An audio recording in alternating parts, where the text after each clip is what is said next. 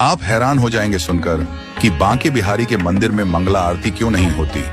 तो हुआ यूं कि एक आदमी बांके बिहारी के मंदिर के बाहर रोज सफाई करता था और वहीं भोजन करने के बाद रात्रि में मंदिर के बाहर ही सो जाता।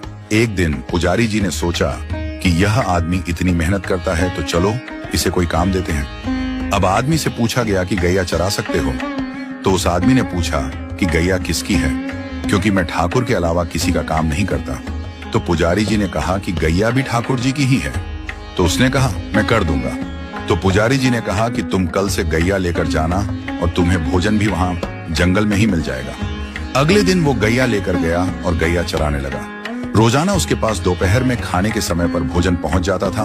अब एक दिन क्या हुआ कि भोजन के समय पर भोजन नहीं आया, तो भूख की वजह से वह आदमी चिंता में आ गया। सोचने लगा कि जाकर पुजारी जी से शिकायत करूंगा और बहुत गुस्सा होने लगा।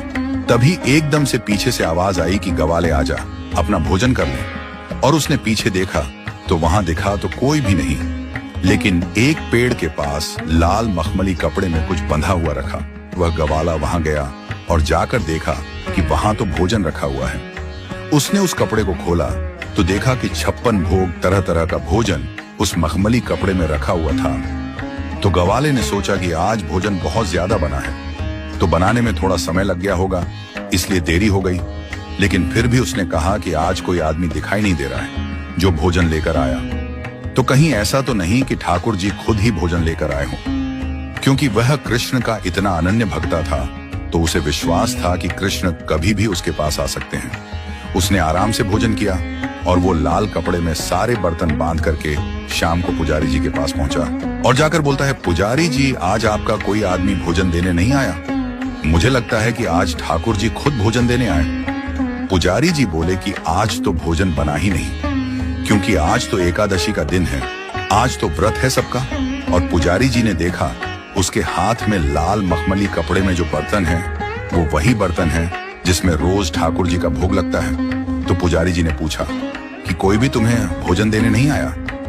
आदमी बोला नहीं, मुझे तो एक आवाज आई थी, ग्वाले भोजन कर ले। पुजारी जी को पता चल गया कि आज ठाकुर जी स्वयं इसके लिए भोजन लेकर गए। तो पुजारी जी ने सोचा कि ठाकुर जी का इतना अनन्य भक्त है तो इसको मंदिर से दूर नहीं भेजना चाहिए। तो पुजारी जी ने कहा कि आज से तुम्हारी ड्यूटी मंदिर में ही है, यहीं रात को चौकीदारी करो, मंदिर का ध्यान रखो। मंदिर के द्वार बंद होने के बाद कोई भी मंदिर में आए जाए नहीं। तो उस रात से उस ग्वाले की ड्यूटी शुरू हो गई।